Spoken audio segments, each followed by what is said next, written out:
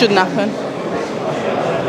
It does though. I'm a bit hard on myself like that. Such is life. Such is life. Such is life. I'm here with the CEO,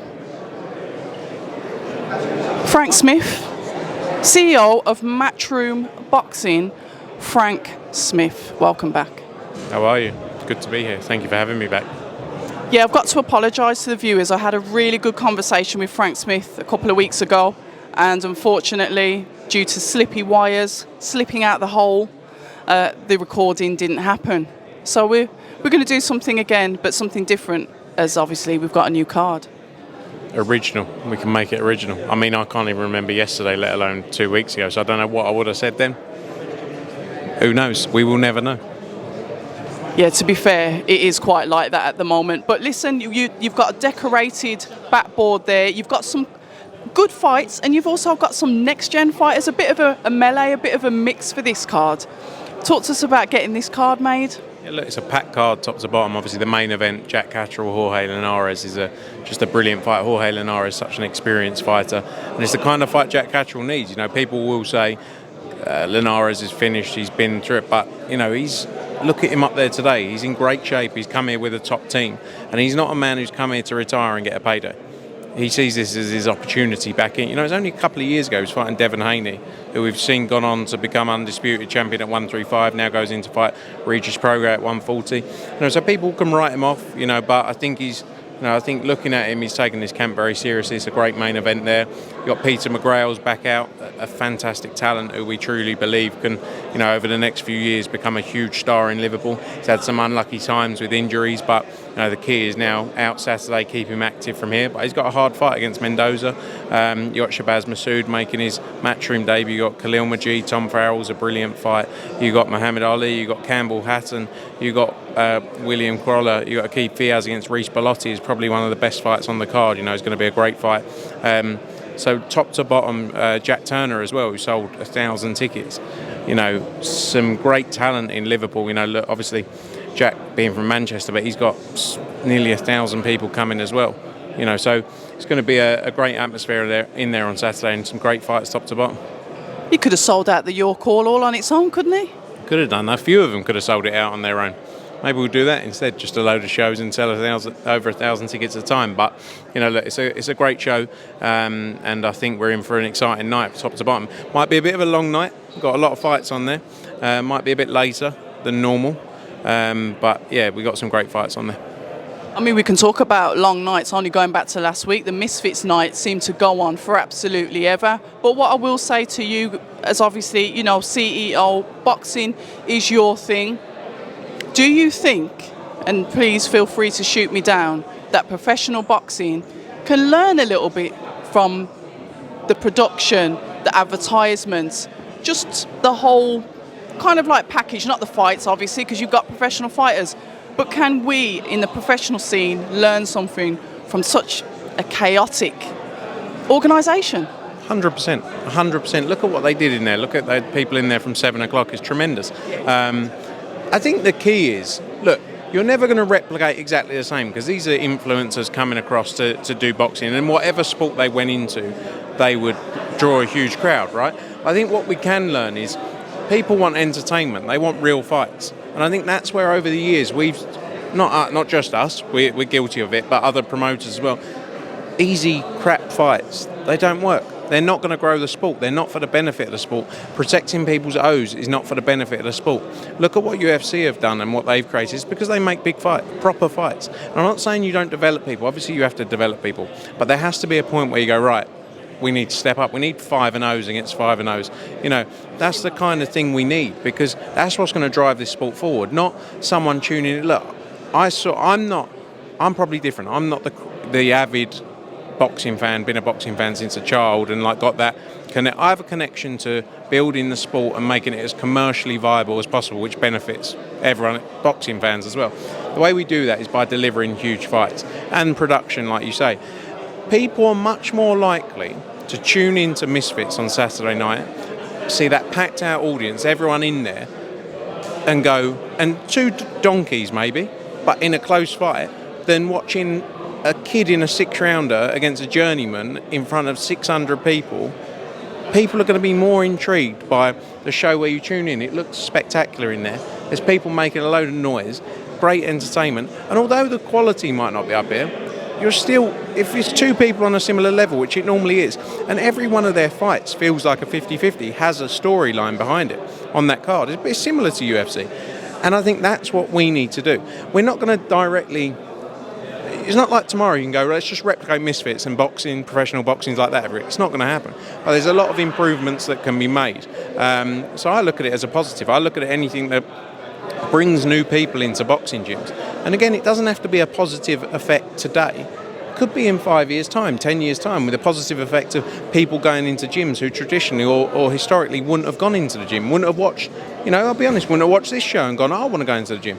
There will always be people who watch this and go, all right, I'll go to it. But their audience will do it. Their audience will be in the gym. And in 10 years' time, maybe they'll be watching a show like this and get behind boxing.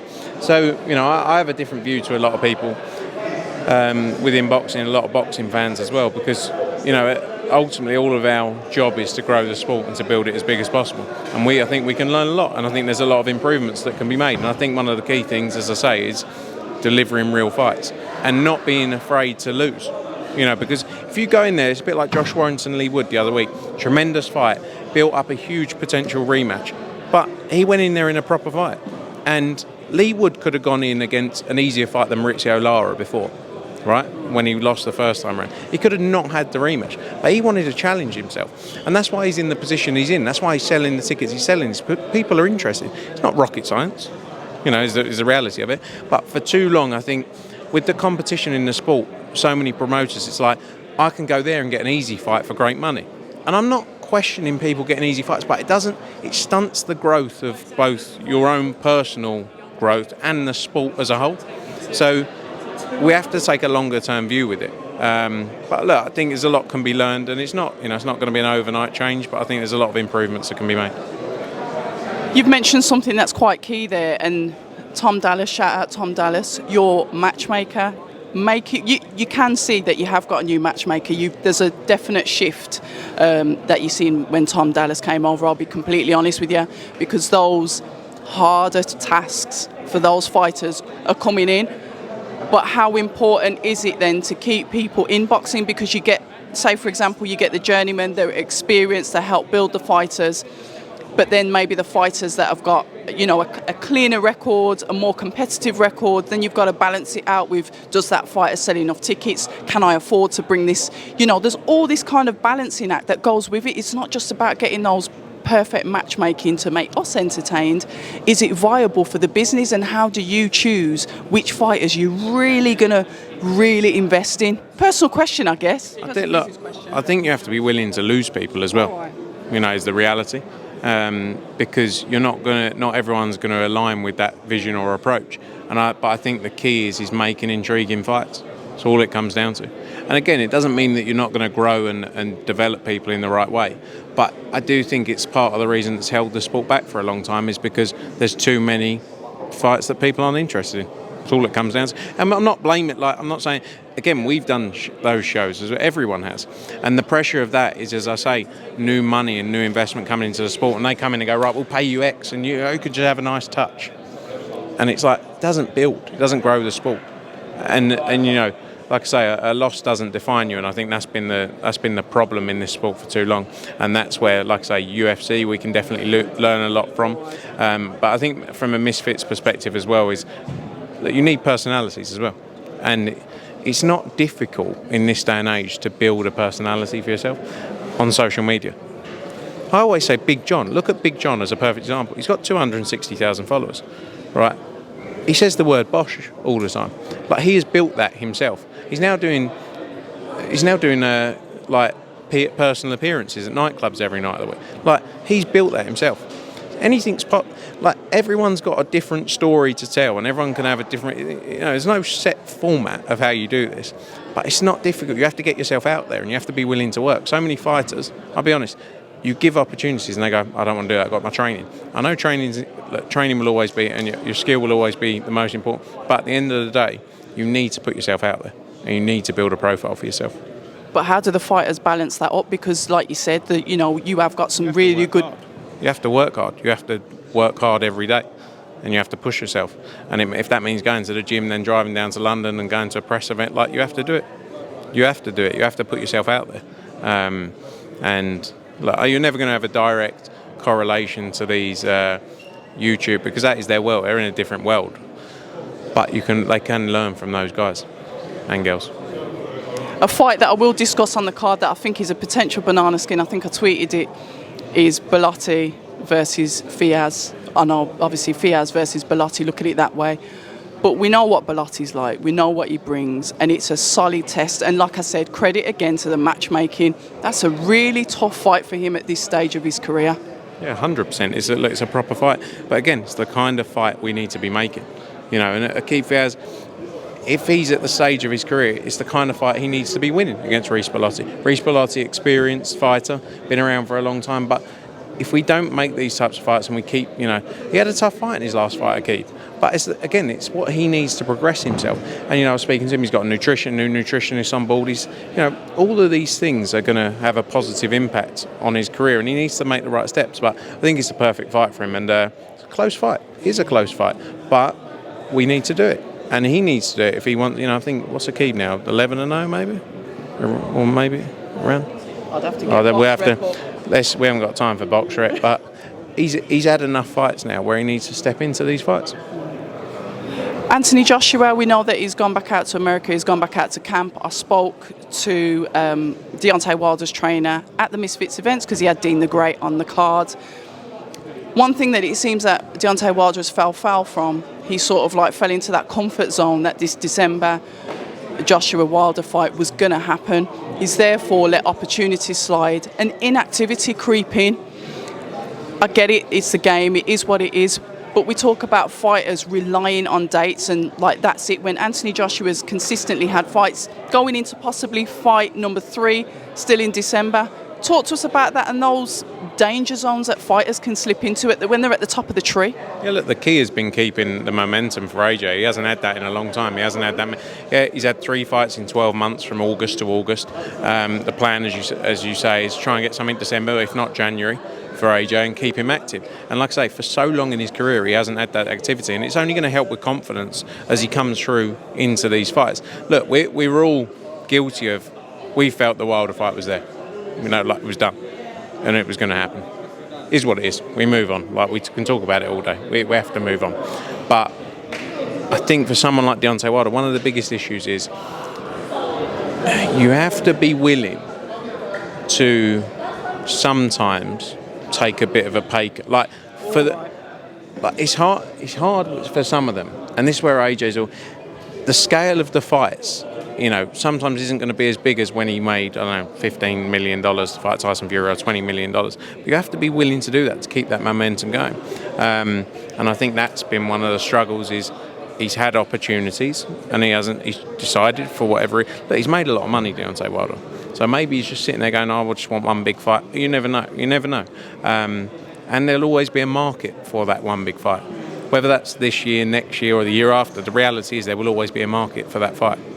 I think it's a shame that he hasn't been active because he's a big star in the sport. He's built himself into a great position in the sport, so it'd be great to see him active. So we'll see what happens. We definitely will. Obviously, this weekend the fight's still going ahead. Boxer going head to head with yourself. We did have Bouatsi Aziz. Aziz has pulled out with injury. Made a statement online saying it's a genuine injury. Ben's got nothing to do with it. Sky's got nothing to do with it. I mean, your thoughts on that? Yeah, look, so be it. I've seen that. It's strange to have an injury like this on Tuesday of fight week because boxers normally aren't training by really last spars normally the week before. But it is what it is. I don't want to sound like trying to be detrimental in any way. So. We want to see great fights. It was a great fight, Bouatsi against Aziz. It's a shame for Joshua Bouatsi because he's gone over there. He's obviously fought Stepien, and now he's probably not going to fight this side of the year, I doubt. I'm not going to say anything detrimental around it. We'll see what happens. The next gen card that you've got, we'll finish on that. Hopefully, like you said, we'll get AJ out soon. But the next gen card, we talk about Cameron Vong, somebody that stood out in his last performance. Exciting fighter, has got that personality, that social media presence. What do you see the future holds for that young man?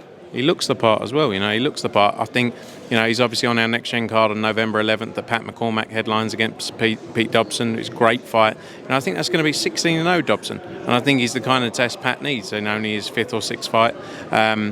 But Cameron, look, he's got huge star potential, and he'll be very high up that card on November 11th. He sold 500 tickets already. It's going to be some atmosphere in there for him, and we've got huge hopes for him because he just showed in that ring on that night how much skill he's got, and he's going to step up the levels quickly. And that's what we need as well. Like I say about building fights, you have to build them in the right way, but at the same time, if they're ready to move, don't hold back.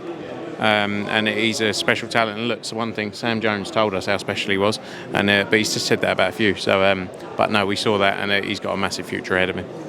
We love it. Listen, Frank Smith, an absolute pleasure. Thank you for taking the time. Apologies about our last conversation, but no doubt I shall speak to you soon. It probably wasn't that interesting from my side anyway. So it was. It always is.